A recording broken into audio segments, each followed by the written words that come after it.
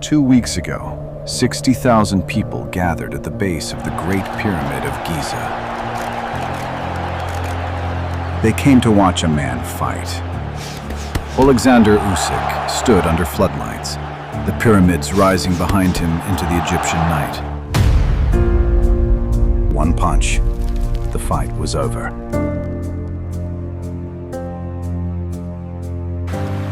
But here is what nobody said that night. 4 kilometers from that ring, cut into a limestone cliff above the Nile, there is a wall. On that wall, 2 figures face each other with raised fists. They've been standing there for 4,000 years. Who taught the first man to raise his fists and call it something more than violence? Why did 3 separate civilizations, without ever speaking to each other, all decide that the fist fight deserved rules, referees, and an audience? And why does the oldest fist-fighting image we have come not from Egypt, not from Greece, but from Mesopotamia, 1,000 years earlier, carved by people who left us the picture and not one word to explain it? In the third part of this video, a chain that spans more than 2,300 years across 4 civilizations, and the one link nobody has ever found. Stay until the end.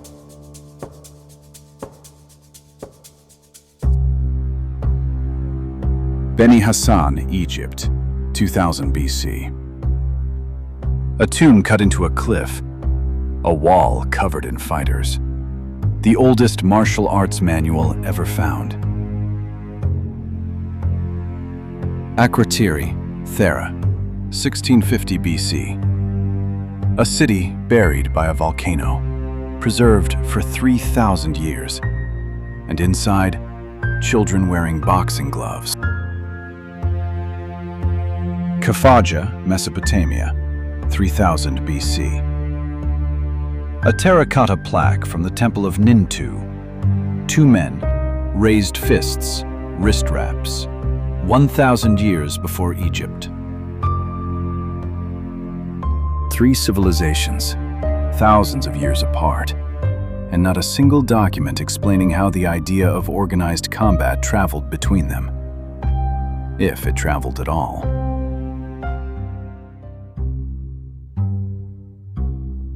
The year is 1890. A British archaeologist named Percy Newberry climbs down into a tomb carved into the eastern cliffs above the Nile in a place called Beni Hasan. He expects burial scenes, offerings, gods. Instead, he finds an entire wall covered in fighting men. Not a battle, not a war, a system. This is Tomb 15, the burial place of Bakhet III, a provincial governor who died around 2000 BC during the reign of Pharaoh Mentuhotep II. On these walls, archaeologists documented hundreds of pairs of wrestlers and fighters, depicted in sequential poses, like frames of a film.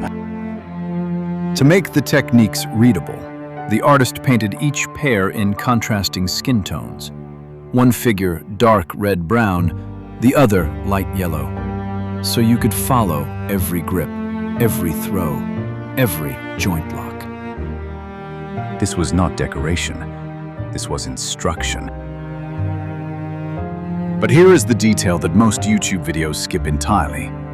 These fighting scenes are painted directly above scenes of siege warfare.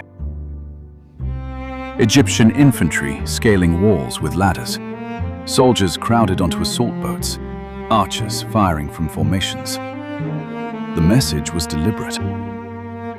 The man who mastered unarmed combat was the man who survived when his weapons were gone. And then there is the other tomb, 12 meters away. Tomb 17, the burial of Kheti, Bakhet's successor, and most likely his son. Same wall, same fighters, same system. 2 governors, separated by a generation, Both felt that organized combat was important enough to take with them into the afterlife. Not wealth, not land, not titles. The knowledge of how to fight. But Beni Hasan raises a question that archaeology cannot answer. This system, hundreds of techniques, sequential instruction, contrasting colors for clarity. Someone designed it. Someone decided it was worth painting on a tomb wall. Who did they learn it from? But look more carefully at the walls of Beni Hasan. Among the hundreds of combat scenes, not everyone fighting looks Egyptian. Nubian archers, foreign fighters, depicted not only as enemies, but as part of Egypt's own military world. Egypt recruited foreign fighters and absorbed their techniques. Which shifts the question entirely. It is no longer, did Egypt invent this? It becomes, where did Egypt get it?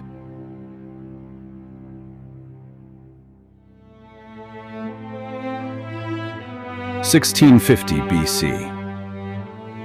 On an island in the Aegean Sea, there is a city. It has paved streets, multi-story buildings, a drainage system, frescoes on every wall. Its people trade with Egypt, with Crete, with mainland Greece. Then the volcano underneath it wakes up. The city of Akrotiri on the island of Thera is buried under meters of ash and pumice, and it stays buried for 3,000 years. When archaeologists excavate building Beta in 1967, they find a fresco on the wall. Two boys, adolescents, you can tell by the single lock of hair left on their otherwise shaved heads. A coming-of-age marker in this culture. They are facing each other, and on their right hands, padded boxing gloves. This is not Egyptian bare-knuckle fighting. This is something new, a technological leap. Someone, somewhere between Egypt and Greece, decided that the fist needed protection. And they decided this 1,000 years before the Greeks introduced boxing to the Olympics. Now, here is what makes this genuinely strange. Minoan frescoes have been found in Egypt. At a site called Tel El Dabaa in the Nile Delta, excavations uncovered Minoan-style paintings on the walls of a palace. These two civilizations knew each other. They traded. Their artists worked in each other's cities, and both of them depicted organized combat as something worth painting on walls. But nowhere, not in Egypt, not in Crete, not in Thera, is there a single image of one civilization teaching the other how to fight. No teacher, no student, no transfer. Just two cultures, in contact with each other, both arriving at the same ritual. Or did they? The boys on the fresco are adolescents with shaved heads and a single lock of hair.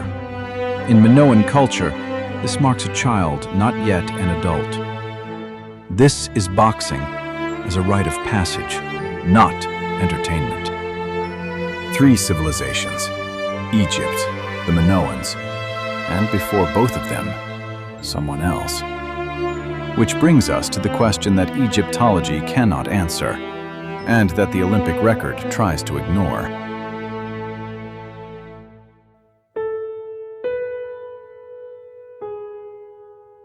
There is an artifact in the collection of the Iraq Museum in Baghdad. A small terracotta plaque, found at Khafajah, in the ruins of the temple of the goddess Mintu, in what is now central Iraq. On it, two men facing each other, bent arms, clenched fists, leather straps wound around their wrists. Archaeologists date this plaque to the early 3rd millennium BC, 3,000 years before the Christian era, 1,000 years before the tomb paintings at Beni Hasan. This is not an isolated find. Early dynastic Sumerian limestone plaques, dating to roughly 3000 BC, depict men adopting combat stances that scholars describe as remarkably similar to modern fighting guards. Organized combat, with stances, with wrist protection, with what appears to be structured competition, appears in Mesopotamia before it appears anywhere else on Earth. And yet, the official history of boxing, the one in encyclopedias, in Olympic Committee documents, in sports history textbooks, begins with ancient Greece. Greece, which introduced boxing to the Olympics in 688 BC, more than 2,000 years after those Mesopotamian fighters were already raising their fists in Khafajah. Why? Part of the answer is documentation. We know the name of the man who codified Olympic boxing rules in 688 BC. His name was Onomastus of Smyrna. He wrote the rules. He competed in the first Olympic boxing match. He won it. The Greeks left us a name, a date, a winner. The Mesopotamians left us terracotta. But there is a second part of the answer, and it is more uncomfortable. Herodotus, the Greek historian, recorded that the citizens of Elis, the organizers of the Olympic Games, sent a formal delegation across the Mediterranean to Egypt. Not to learn boxing, to learn fairness, to understand how Egypt had run athletic competitions with ethical consistency for centuries before Greece existed as a civilization. The people who gave us the Olympics went to Egypt to ask how to do it right. So we have Mesopotamia, organized fist-fighting, 3000 BC. Egypt, a military science of unarmed combat, 2000 BC. Minoan Thera, boxing gloves, 1650 BC. Greece, the Olympics, 688 BC. A chain that spans more than 2,300 years. And nobody, not one text, not one image, not one inscription, shows the moment one civilization handed this knowledge to the next. Whose fist was first?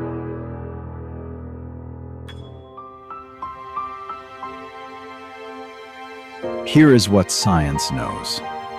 Organized combat, with stances, rules, and supervision, appears in the Mesopotamian record around 3000 BC, in Egypt by 2000 BC, in the Aegean by 1650 BC, in the Greek Olympics in 688 BC.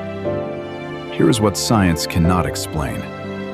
Whether this was one idea that traveled across 4,000 years of human history, or the same idea, born independently in culture after culture, because something in the human animal simply demands it. What we know for certain is this. The night Usyk stood beneath the pyramids, he was not the first man to raise his fists in that desert.